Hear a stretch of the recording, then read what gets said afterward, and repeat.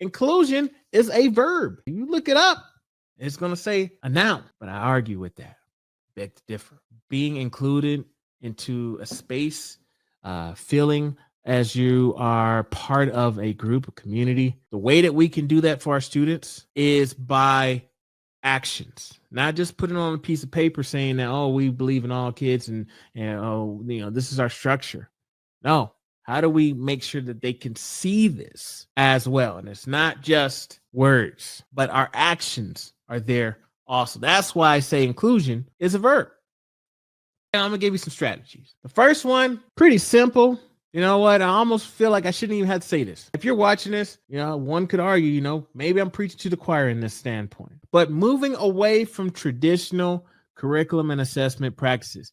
If your school is not already pushing cultural responsiveness, I mean, in 2024, if that's not a conversation, okay, taking a stance or not taking a stance is taking a stance. Project-based learning, universal design for learning, okay, these are just some of the asset-based approaches that we need to be encouraging our staff, our teachers to be doing. Because when we're being culturally responsive, those are inclusive practices when it comes to feeling accepted, supported, and included. Project-based learning, again, having your students collaborate with each other, learning from different areas. Now, this might mean that you need to do a curriculum audit if you have not done so already. Think about, okay, are individuals represented? Can my students see themselves within the curriculum in positive, I have to add that, can they see themselves in positive ways? Not just slavery, conquistadors, civil rights, genocide, colonization, but can they see themselves in positive ways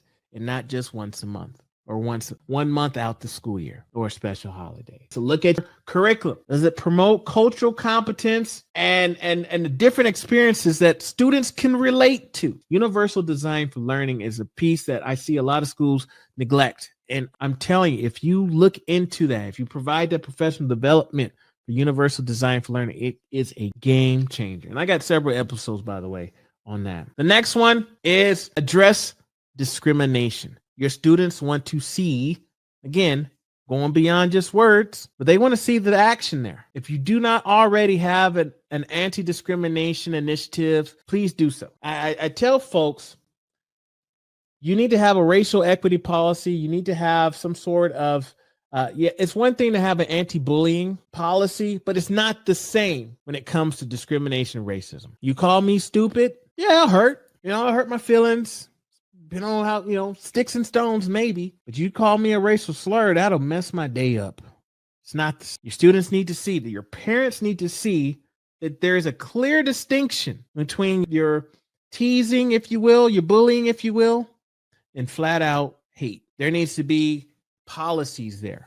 If you do not have that already, that is a conversation I'd love for you to lead. You are showing your students and their families, look, your identity matters to me. Your uniqueness matters to me. And I lead a school, I lead a district, and we will not tolerate discrimination, hate speech, racism, homophobia, whatever it might be. We will not tolerate it at our school.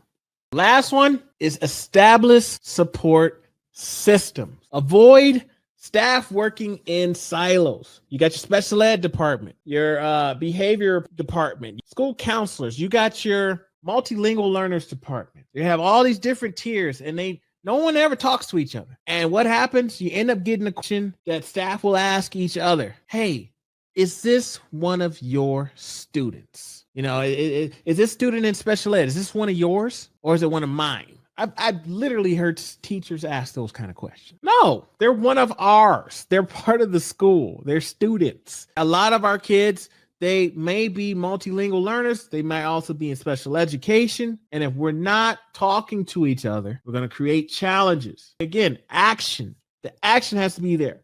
Create those teams where your multilingual learners staffing, your special education staffing, your behavioral intervention staffing, they collectively address the diverse needs of your students. They need to be meeting regularly. If you can, I always encourage to invite parents and guardians for some workshops, meetings, some things that they can do so you can partner with them at home as well, and any other co-teaching opportunities that you can provide also encouraged.